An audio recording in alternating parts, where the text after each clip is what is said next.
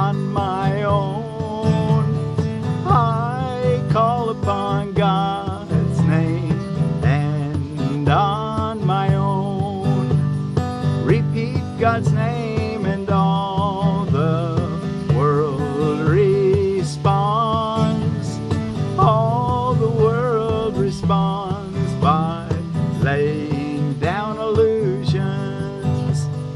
Every dream the world holds dear has suddenly gone by, and where it seemed to stand you find a star. You find a star, a miracle of grace. You find a star, a miracle of grace. The sick arise healed of their sickly thoughts. The blind can see, the deaf can hear. The sorrowful cast off their mourning, and the tears of pain are dried as happy laughter comes to bless the world. The sorrowful cast off their mourning, and the tears of pain are dried as happy laughter comes to bless the world. In our Father's name we would experience this peace today. In our Father's name we would experience this peace today. I call upon God's name, and on my own. I call upon God's name, and on my own.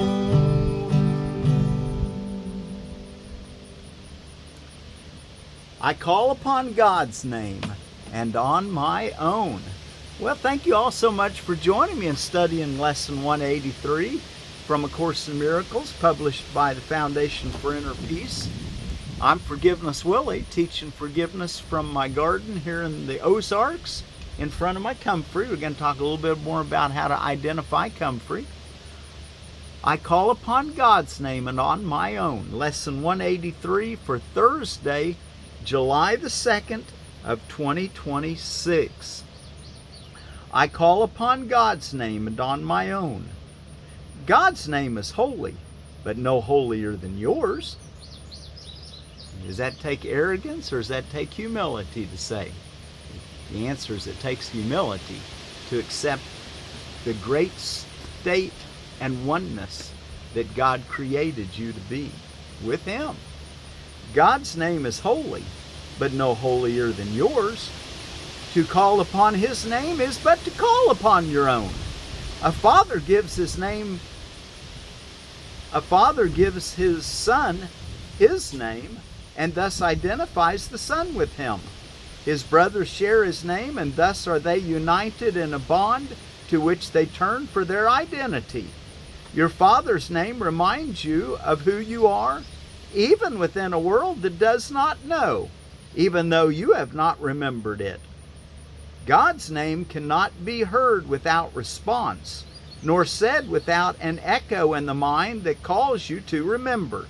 Say His name, and you invite the angels to surround the ground on which you stand, and sing to you as they spread out their wings to keep you safe, and shelter you from every worldly thought that would intrude upon your holiness. Repeat God's name, and all the world responds by laying down illusions. Every dream the world holds dear has suddenly gone by, and where it seemed to stand, you find a star, a miracle of grace. The sick arise, healed of their sickly thoughts. The blind can see, the deaf can hear. The sorrowful cast off their mourning, and the tears of pain are dried as happy laughter comes to bless the world. Repeat the name of God, and little names have lost their meaning. No temptation but becomes a nameless and unwanted thing before God's name. Repeat His name and see how easily you will forget the names of all the gods you valued. They have lost the name of God you gave them. They become anonymous and valueless to you. Although before you let the name of God replace their little names, you stood before them worshipfully, naming them as gods.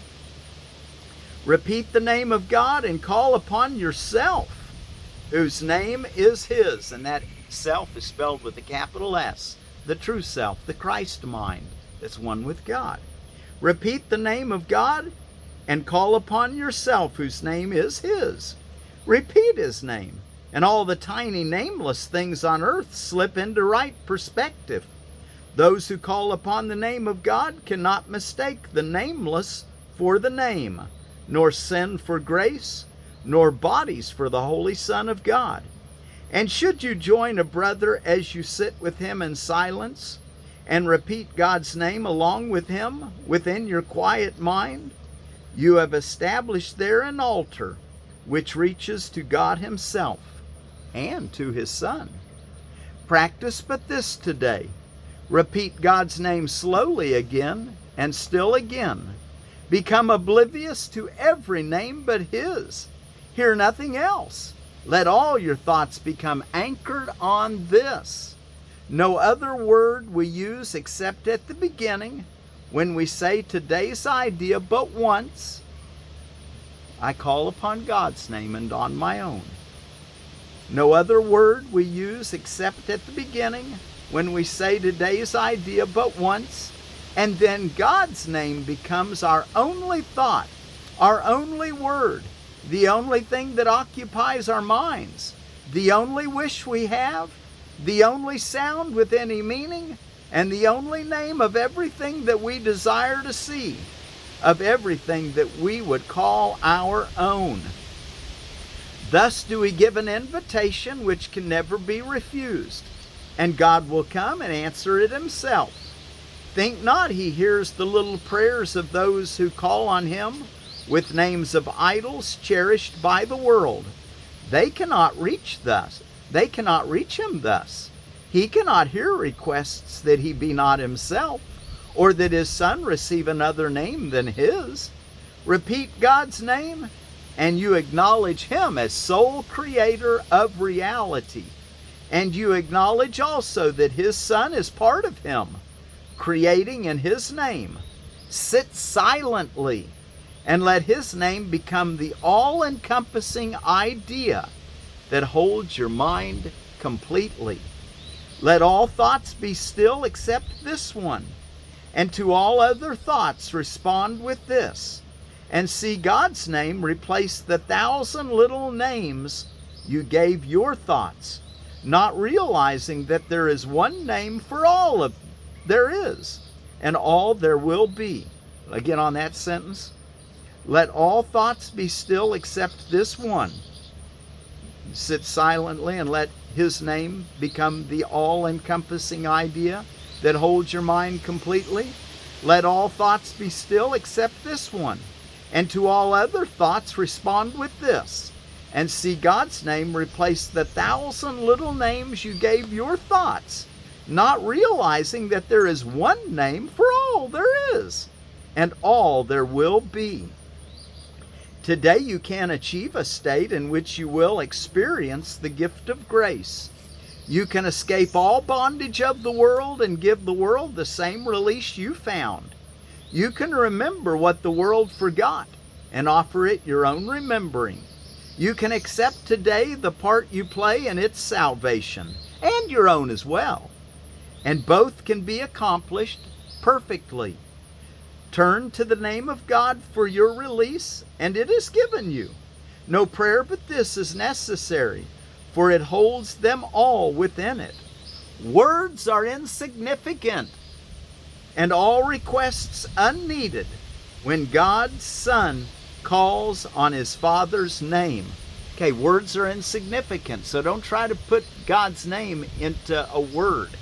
This is more difficult for many of us because we're so identified with calling God a certain name, like God or Allah or whatever the word is you use for God. But he says words are insignificant, and all requests unneeded when God's Son calls on his Father's name.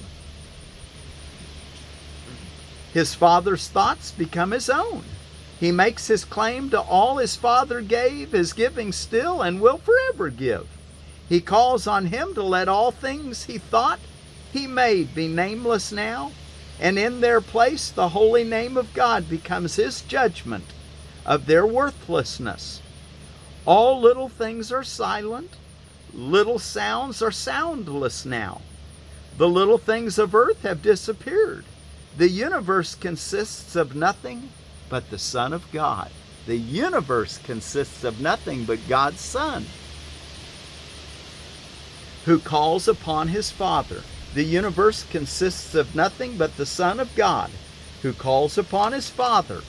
And his Father's voice gives answer in his Father's holy name, in this eternal still relationship in which communication far transcends all words and yet exceeds in depth and height whatever words could possibly convey in peace eternal.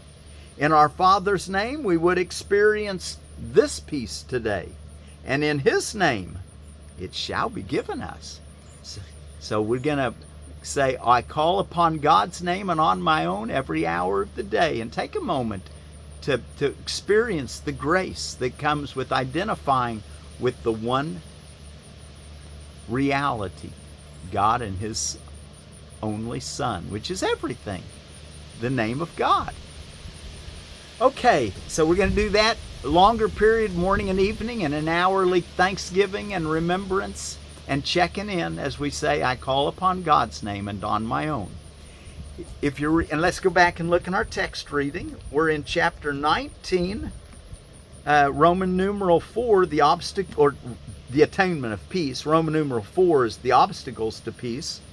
And today we're reading B, the second obstacle, the belief the body is valuable for what it offers.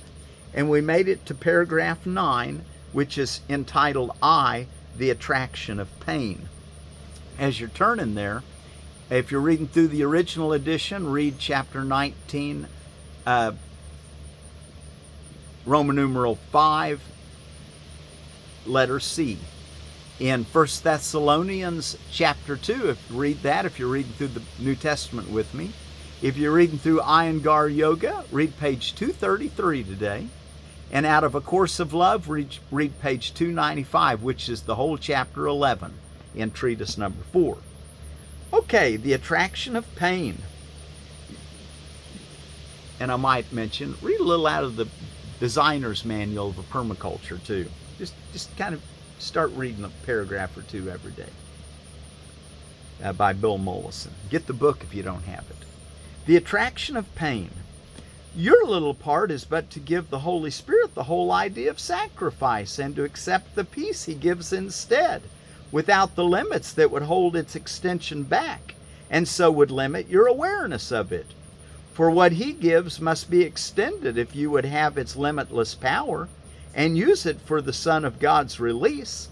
It is not this you would be rid of, and having it you cannot limit it. If peace is homeless, so are you, and so am I, says Yeshua.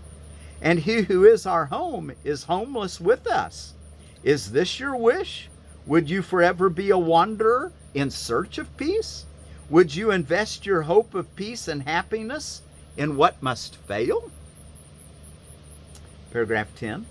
Faith in the eternal is always justified, for the eternal is forever kind, infinite in its patience, and wholly loving. It will accept you wholly and give you peace. Well, let's read that sentence again. Faith in the eternal is always justified, for the eternal is forever kind, infinite in its patience, and wholly loving. It will accept you wholly and give you peace. Yet it can unite only with what already is at peace in you. immortal as itself. The body can bring you neither peace nor turmoil, neither joy nor pain. It is a means and not an end. The body is a means. What's it say? The body can bring you neither peace nor turmoil, neither joy nor pain. It is a means and not an end. Okay, the body is to help us. It's a learning device. The end is what we learn, that we don't need to learn anything, that we know everything. We are one with God, but we have to come into that place of knowing everything by saying, I don't know anything. I don't know what anything means. It has no purpose.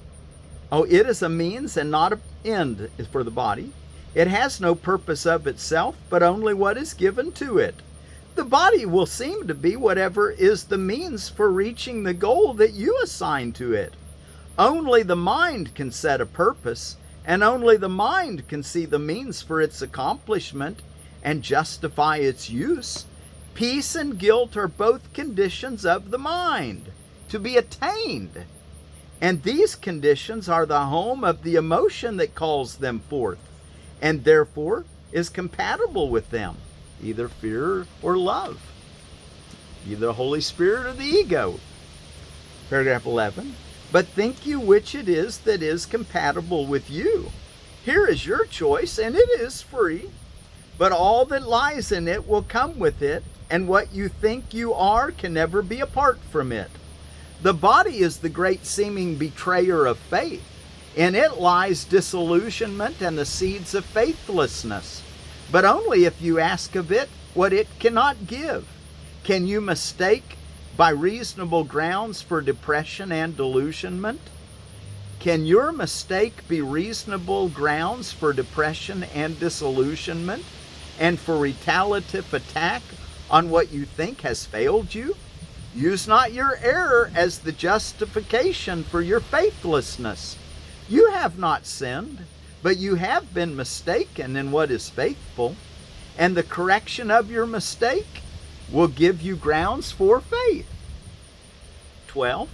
It is impossible to seek for pleasure through the body and not find pain.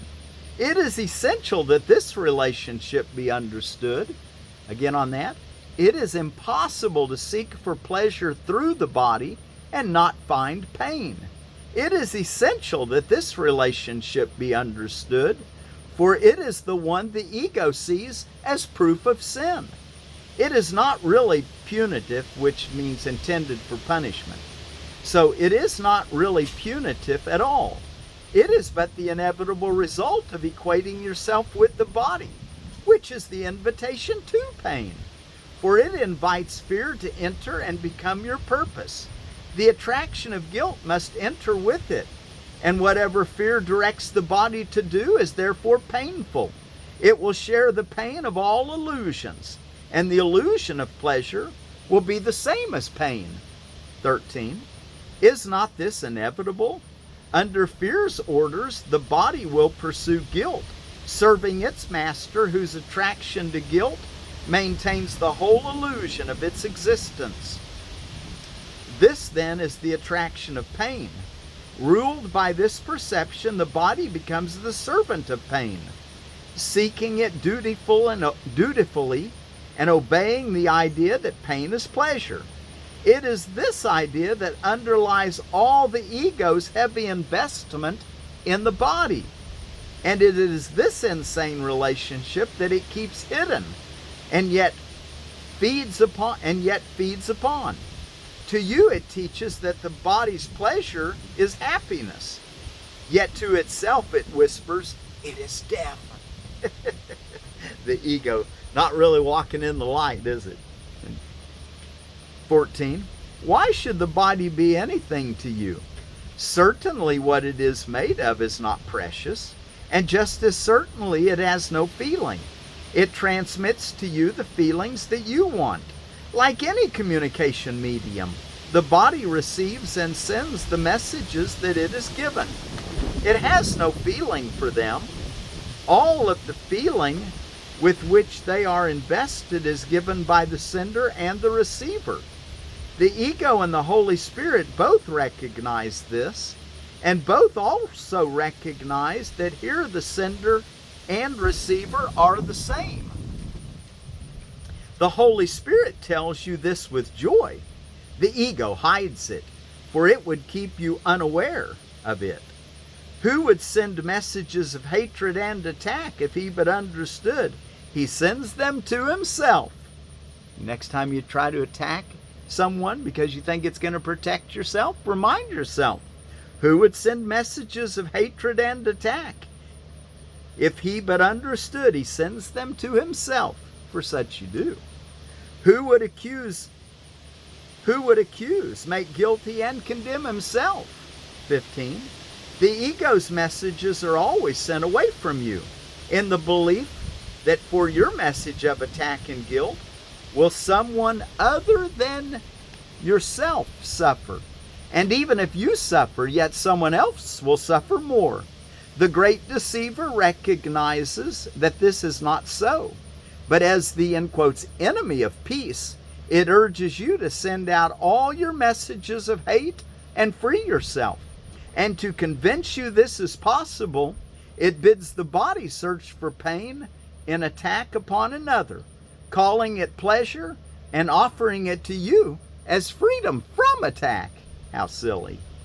16.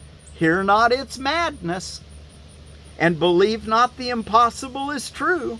Forget not that the ego has dedicated the body to the goal of sin, and places in it all its faith that this can be accomplished.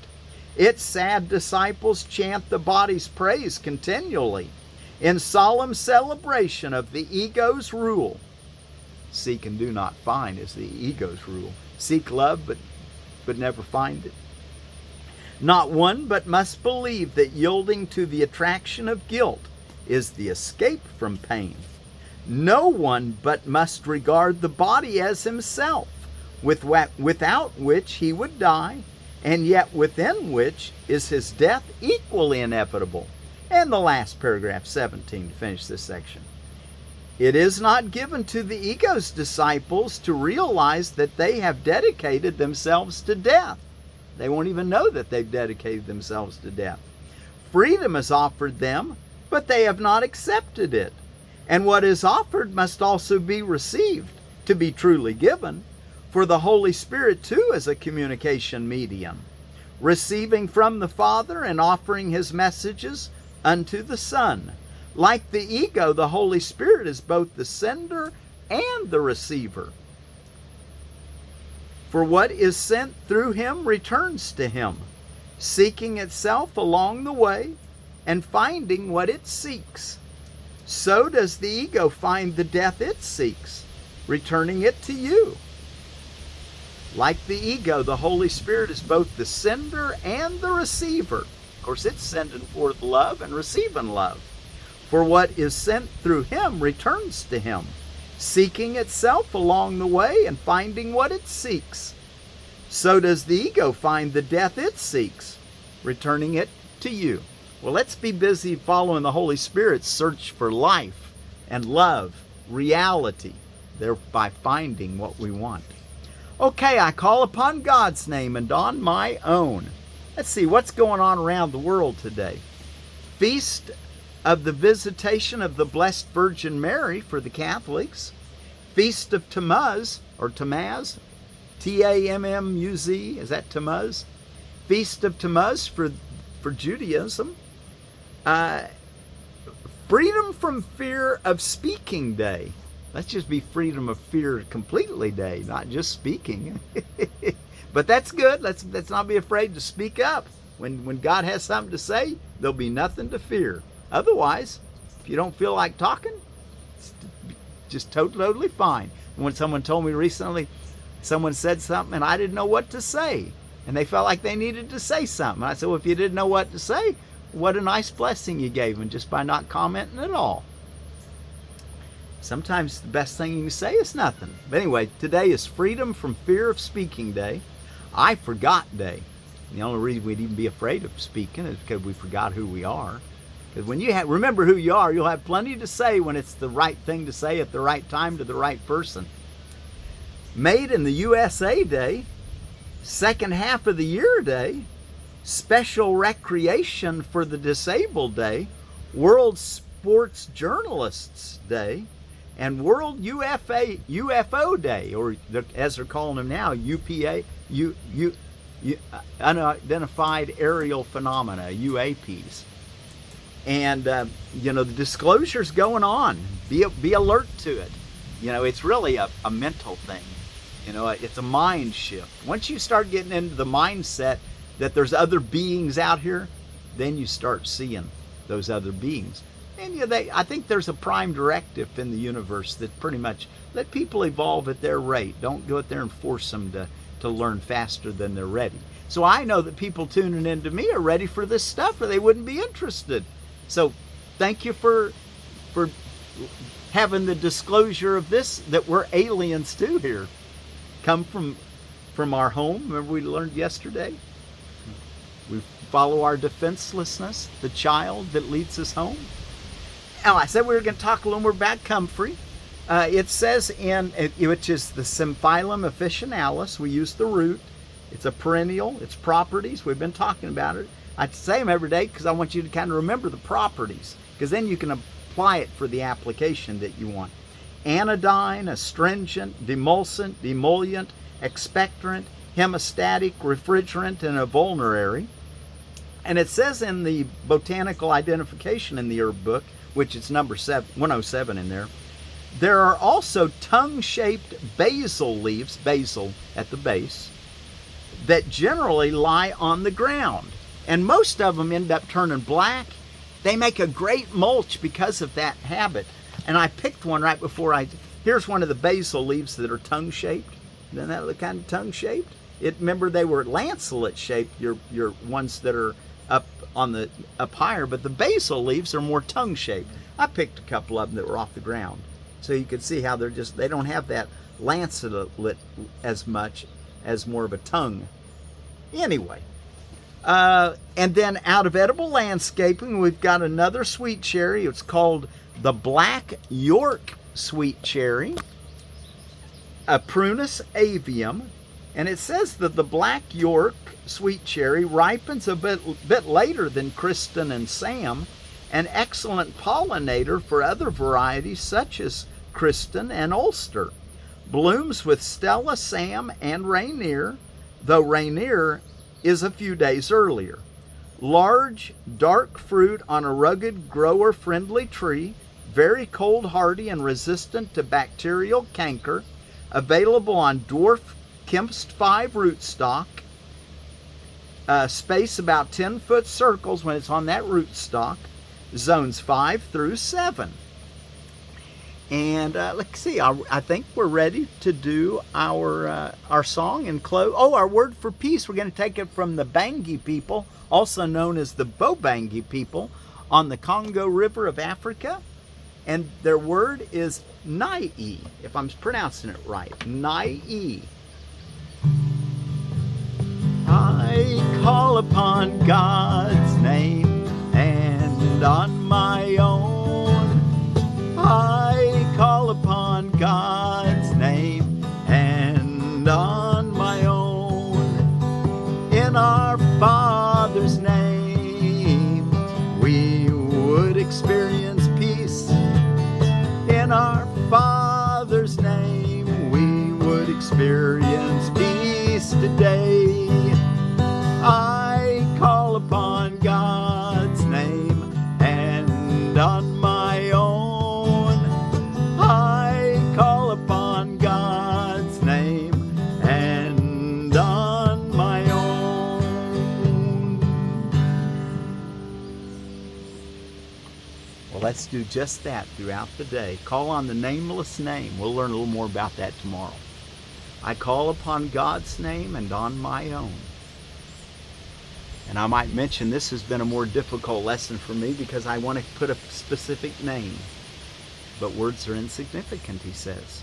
But we want to call upon God's name, the family of God, the one reality that the Son is part of, that we're part of. I call upon God's name and on my own. NyiEe.